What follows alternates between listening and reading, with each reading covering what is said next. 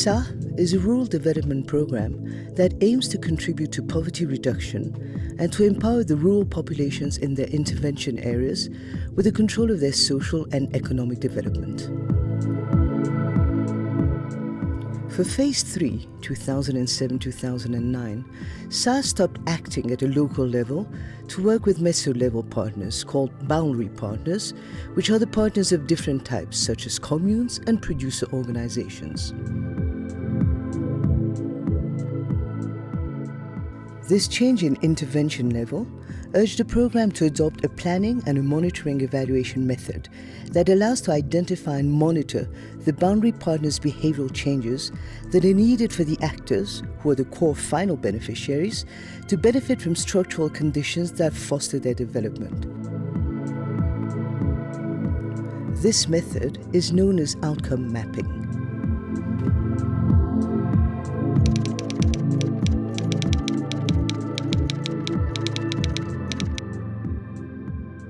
À travers la méthode cartographie des incidences, le programme SA a mis au centre de ses préoccupations les partenaires limitrophes. Ces derniers étaient intégrés pleinement dans le processus de planification et de suivi-évaluation, ce qui les a permis de définir eux-mêmes donc dès le début leur changement de comportement et d'en faire l'analyse par rapport aux prévisions de départ. Dans le système classique, le suivi-évaluation reste un outil d'aide à la prise de décision. Ce qui démarque le système appliqué par SAA, c'est qu'on a cherché au-delà de cette méthode. C'est-à-dire, nous avons favorisé la participation des acteurs et nous les avons impliqués dans le processus. The planning process of the cooperation between SA and the boundary partners was a first opportunity to implement this methodology. This phase saw the introduction of the notions of vision, of outcome challenges, of progress markers, and of change assessment.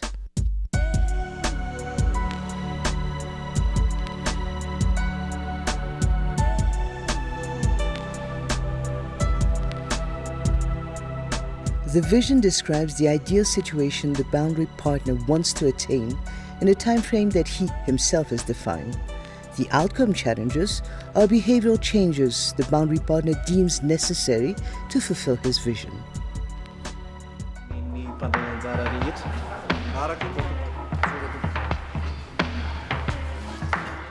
Rohatra hoe manao copie dia tokony ny secrétaire tsy handray vola fa tokony hoe any amin'ny trésorier no mandray ny vola dia mbo asiana quittance mazava zay mbo hitahitaponay tompo.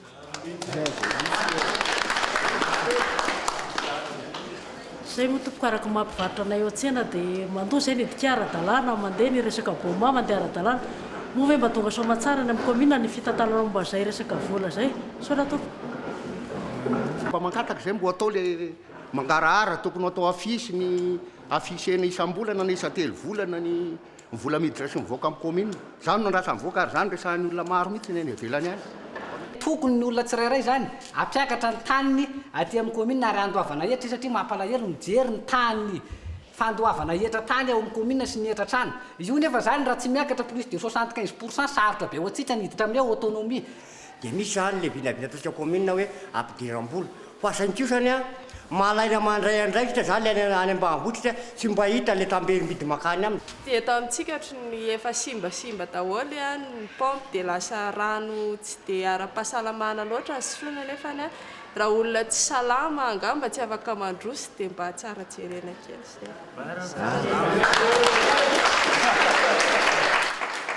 Raha ravina zany ny sosikevitra amin'ny taona 2024 ny commune Ambohibary dia ho commune tsara tantana. Efa mba afaka manome fahafahampo ny vahoaka amin'ny service atolony. Tokony mahay mitrandraka ny loharano-karena eto mba hahafahana. The progress markers are successive milestones the boundary partner himself has identified to measure the progress made in changing behaviors as described in the outcome challenges. Ahoana ny ahafahana mamantatra fa miroso any amin'ny fiovanan-kendrena ny commune misy atsika afaka enim-bolana afaka 12 volana mandra-pahatonga any 14 tokony tantaratra tsara zany fandraisana andraikitry ny vahoaka amin'ny asara sosialy. Tokony ho tsapo azo ny vahoaka tsapaitanana mihitsy zany hoe tsara tatana le commune ary afapo izy amin'ny service zay omen'ny commune. Ahoana ny atsapana tanana azy? Tokony izy zany hoe tsara tatana le izy hita mihitsy hoe manao affichage ny commune amin'ny resabola miditra sy mivoaka ao aminy. Tsaratsara be zany de hoe raha akapoka le izy de hoe rehefa tena mampiatra ny fitondrana tsara tatana anatsarana service atolon'ny vahoaka ny commune. Zay ny voalohany maro mpiovana faharoa de hoe rehefa mametaka. Based on the clarified outcomes and on the defined markers, the boundary partner identifies the actions that need to be achieved, actions that are then the subject of the support negotiation with SA, a negotiation which is later embodied in a cooperation program agreement between the two parties. This agreement specifies the outcome challenges, the progress markers, the actions and strategies to implement to help the boundary partner change his behavior.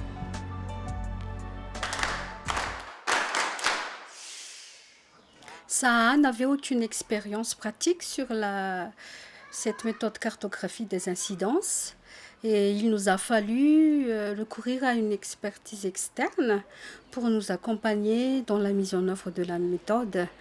Malgré cela, des difficultés ont été rencontrées tout au long du processus. Des doutes existaient également, notamment au niveau de la volonté du partenaire limitrophe à jouer le jeu et à pratiquer la méthode en vue de chercher, autant pour le programme, des effets tangibles. Heureusement, après 1 à 2 exercices d'évaluation, les partenaires limitrophes eux-mêmes constataient les retombées positives de la méthode dans l'amélioration de leur fonctionnement interne, dans la relation avec les partenaires, et aussi dans l'amélioration du bien-être et des conditions de vie de la population à la base.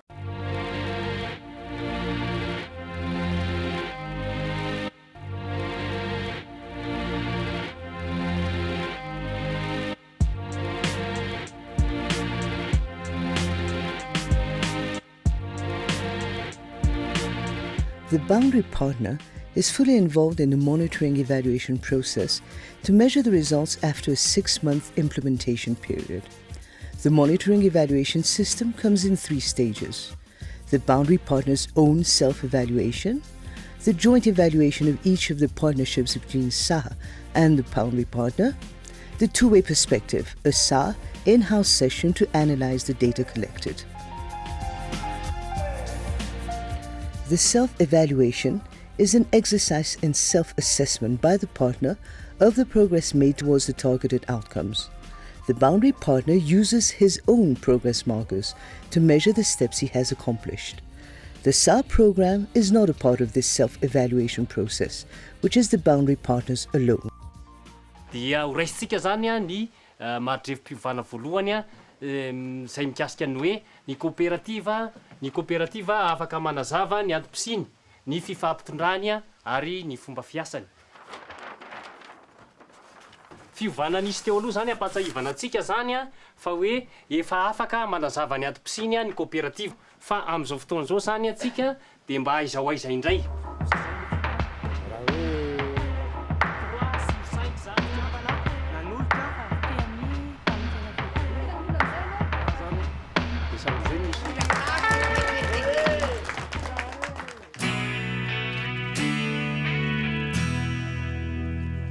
Tanjona amin'ny tombo anezaka anatiny zany dia andrefesana ny fiovana nisy, ampandraisana anjara ny mpikambana rehetra ary fizarana vaovao. Raha teo aloha nolazaina zany dia hita hoe tsy goragory ihany zany zay no ny antony hoe mahatsiara-potoana an'ilay izy ka tsy ahafahany anandrefy na maritra ny tokony hoe fotodrafitra asa tokony ataonay fa amin'ity enim-bolana manaraka ity zany aho rin'izao tombanizaka anatin'izao dia hitanay mihitsy zany hoe ahafahanay mandrefy ny zavatra tokony hoe lalany izoranay zany ahafahanay miara-miasa amin'ny atao hoe mpiara-nominatoko amin'ny saha zany zay ngano azoko lazaina loatra. Amin'ny ara-teknika dia efa mitombo ny vokatra azo indrindra hoe amin'ny fitantanana zany ary raha amin'ny ara-teknisianina moa dia efa miezaka zany zay mba hoe efa miala tsikelikely zany ny teknisianina sy ny mpiara-piombonatoka fa dia mba zaka tena samy rery zay amin'ny manaraka.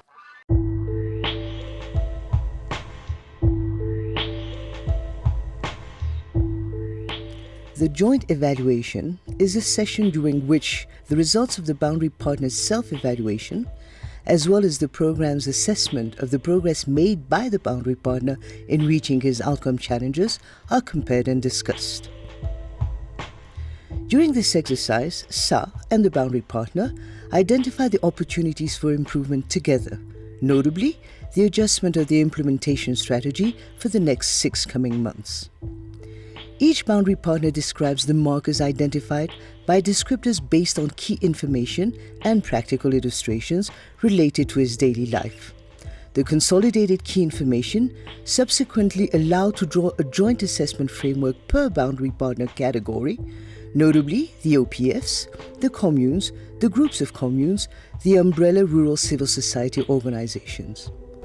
Maridrefim-pivana voalohany izay mahakasika ny fitantanana.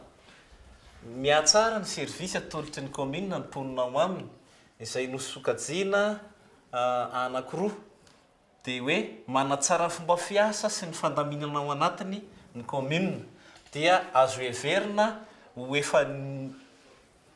efa niasa ary efa nisy fiovana azo tsapain-tanana.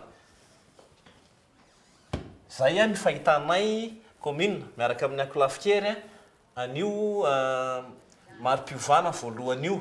Ny antony ho fanamarinana izay fiovana zay dia ny fampiarana ny fampifehezana anatiny ato amin'ny commune ary ny fanavozana ny rafitry ny fomba fiasa mba hanatsarana ny fiandraketany tsirairay ny andraikiny na ny servisiny.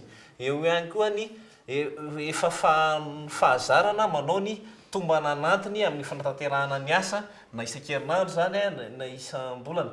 Eo koa ny fanatsarana ny dia zay fijerinareo fa zahay avy aty amin'sa marina fe mpiara-miombonatoko tsika fa hitondra koa zay fomba fijerinay hoe hanatsakatsika ny resaka asa zany. Raha mijery koa azy volazana avy aty hoe manao tombana sy fanatanterahana asa sy raha milasa isaky ny fiandohan'ny herinandro nareo fa amiko zany hoe movy tanteraka marina ny amin'ny mponina ny amin'ny vahoaka izay tomban'izay mba fantatr'ireo olon'ireo ve vola miditra atao amin'ny commune ary fatany ve ampiasany ny commune azy. Noho izany mbola tsy tena mahatoky loatra hoe mieritrana an'ity hoe ato amin'ity efatra ity efa tena nisy fivana sy sapaitahana fa fiatako azy zany ato amin'ity fatelo ity efa nisy fa mbola kely ny fivana. Dia lavinay satria hitan'ny olona tsara ny lalaka-lehany hoe manao soratany makao amin'ny birao ambany, manao ny kopia ao ambony dia misy toerana fiandrasana eo, misy renseignement eo, ny vola aloha rehetrarehetra mipetraka amin'ny afisazy. Ireo président pokotany rehetra ato anatin'ny commune manao an'ilay tombanezaka isam-bolana ety ary efa mitatitra any amin'ny vahoaka dia tsy misy menimenina amin'ny vahoaka satria efa fatany mazava ny fandehan'ny zavatra rehetra. Zany efa zany mampanabeana manokana ary mino fa mitovy hevitra amitsy koa reo akolafikery isan-karazany reo mahatsapa mihitsy hoe efa tena nisy ny fiovana ohatra amin'izany amin'ny resaka fampiasam-bola dia mibaribary mazava be fa isaky ny tapitra zany ny taona dia mizava mihitsy ity ny vola niditra ity ny vola mivoaka. Rehefa nareny teninareo ahako dia nisy ambaresy lahatra io kay fantatry ny olona marina ny zavatra ataon'ny commune ny ara-bolana ny asa taony zany dia raha mifanazavana ozy dia ekeko zany ary hitako hoe mitombona tokoa le miatrana ozy mikataka avery kely dia izy zany. Marina aloha fa somary maromaro ihany ny asa vitatsika nefa kosa ny zavatra fantatray sy tokony ho eritreritray dia hoe tokony mba ho atao matotra tsara zany ny tsy mangarahara ny zavatra rehetra zay atao sisy atao amin'ny commune. Eo amin'ny fiarah-miasa mafina zany fiarah-miasa amin'ireo commune rahavavy mba moramora koa ny asa zany.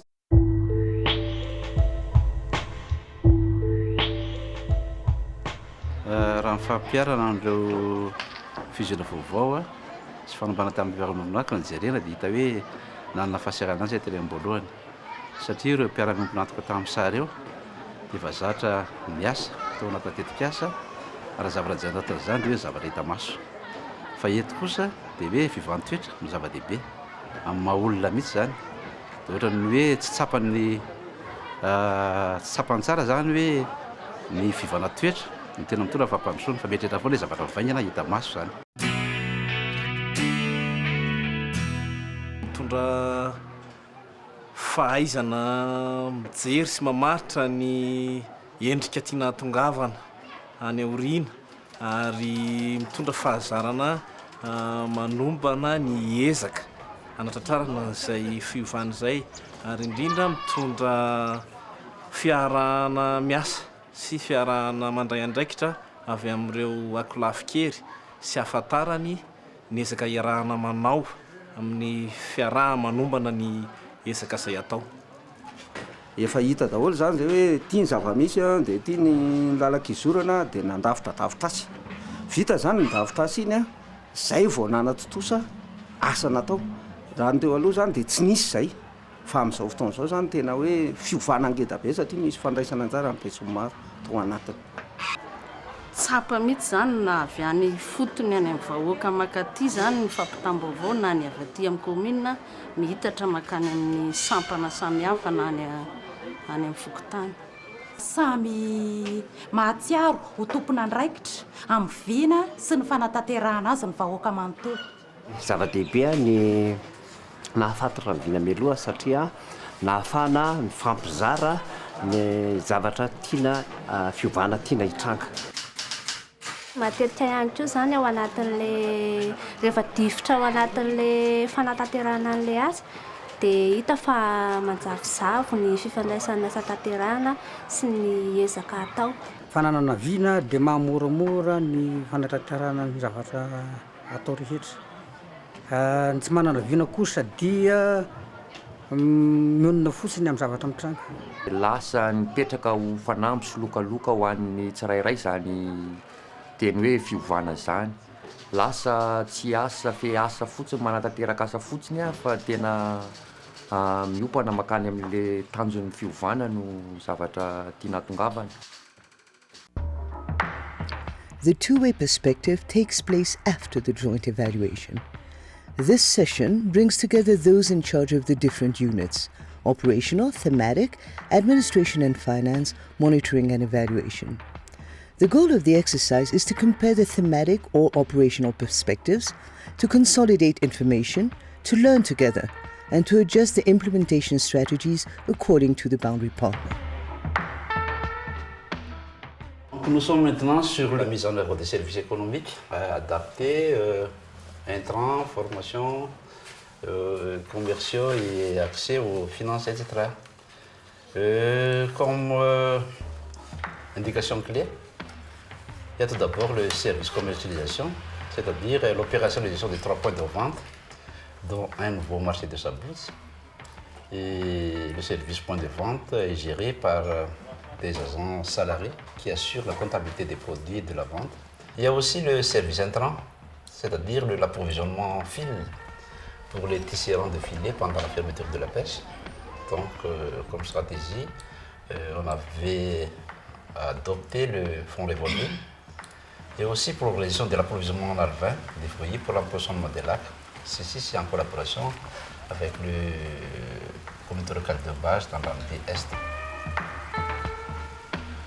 Nous avons pensé ensemble avec la coopérative pendant l'évaluation de conjointe, c'est le renforcement de l'accompagnement de la coopérative à rentabiliser davantage ses services payants.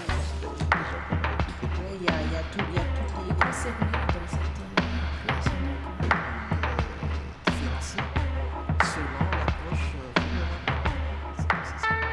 Le processus permet également de prendre en compte les réalités vécues au niveau local. Et ça aide vraiment à éviter le dérapage facile dans la mise en œuvre des stratégies. Et je trouve aussi que le processus de suivi-évaluation, la cartographie des incidences, donne une opportunité au PALI d'apporter des analyses et même de donner des critiques aux stratégies d'appui du programme, tant au niveau thématique qu'au niveau opérationnel.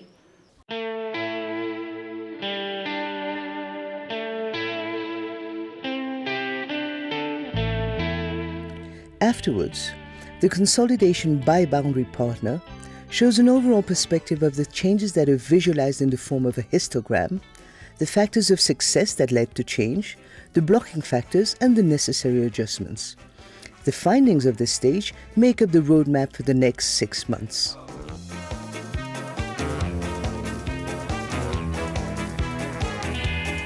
Le point fort que j'ai trouvé dans le suivi-évaluation actuellement mis en œuvre par le programme SA, c'est la création de cet espace de dialogue qui favorise donc l'interaction directe entre le programme et les partenaires limitrophes. Pour nous, c'est important parce que ça nous donne l'opportunité de partager à nos partenaires donc nos regards, nos visions par rapport à la collaboration, mais aussi de percevoir à travers leur feedback comment ils ont vécu et comment ils comptent réorienter aussi la collaboration en fonction donc des résultats ou des contraintes qu'ils rencontrent.